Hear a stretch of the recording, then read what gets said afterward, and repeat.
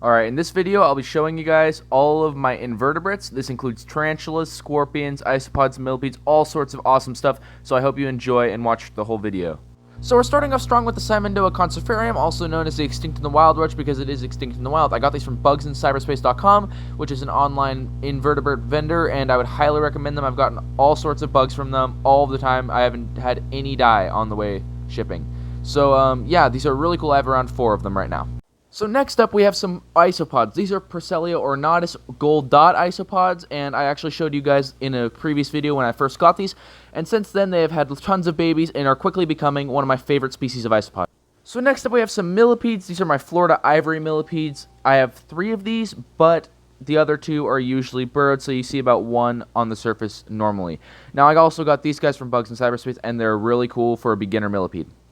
So this is another species of isopod. This is the Porcellionidae florea. These are one of my most prolific species of isopods, and I would recommend these to anyone who has any interest in isopods. They're super cool. Now this is another Porcellionidae isopod. These are the Porcellionidae pruneosus. Now these are also known as the powder orange isopods.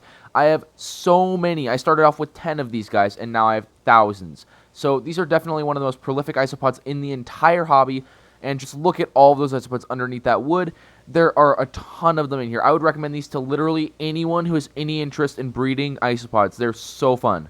So next up we have some Porcellio scaber orange Dalmatian isopods. I got these were like my second isopod that I ever got, and as you can see they've kind of lost their orange coloration, but I'm not really sure how that happened, but it did. But I'm okay with that because they're still a really cool species of isopod. Now these next isopods are from a really cool genus of isopods called Armadillidium. Now these have armored shells. They're like the roly-polies that you'd see in the backyard that roll into balls. These are called Armadillidium granulatum. They're from Europe, and I believe these are my only species that are from overseas. This isopod is another species of Armadillidium. These are one of the most popular isopods because of their awesome zebra coloration. They're known as the zebra isopod, but their scientific name is Armadillidium maculatum. Now these guys I've had for a little while, and they're still kind of small, but they're really cool. So next up we have Porcellio laevis marbled, and these are supposed to be marbled, but I haven't really gotten many of the marbled variants. This gene is supposed to be kind of tricky, so I'm not really sure, but these are pretty cool. They're kind of big isopod.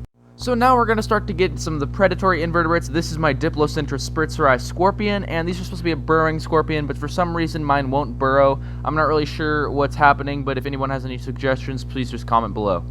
So next up is the emperor scorpion. Now these scorpions are the biggest scorpion in the world and can get up to 8 inches long. Now mine is not this big, and this picture was actually taken when I first got him. He's bigger than this, but not 8 inches yet.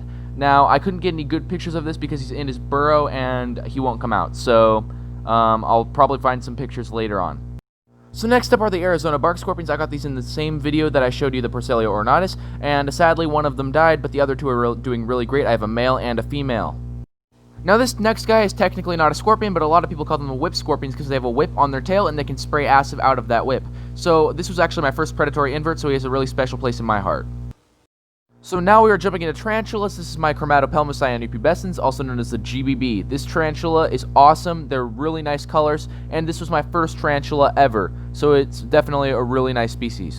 As you can see, I was able to get a really nice feeding clip from this guy, and this guy's always willing to eat, so that's really nice too. Now these guys are really heavy webbers and don't like a lot of moisture, so I just include 1 water dish, and as you can see in the background, there are a lot of webs, so that's really cool too. They will even attack water when you're trying to get it in the water dish. He was really happy after his meal, so he's doing a little happy dance.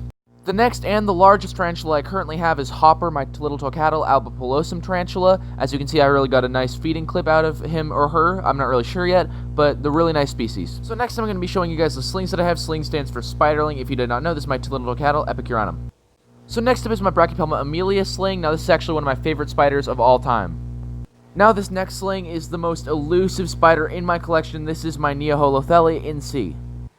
So this guy right here was actually my second tarantula. This is called the Lasiodoridae striatus, and is actually a pretty uncommon and kind of big spider.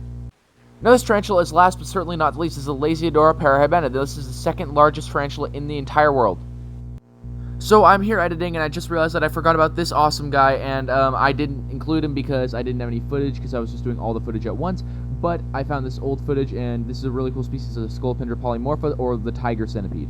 Now that concludes this video. I hope you guys enjoyed. If you want to see any of these species in a future video, or you want to have any species-specific videos, just leave a comment down below. And I'm sorry I had to talk pretty fast to kind of keep the video short, but I hope you enjoyed. you.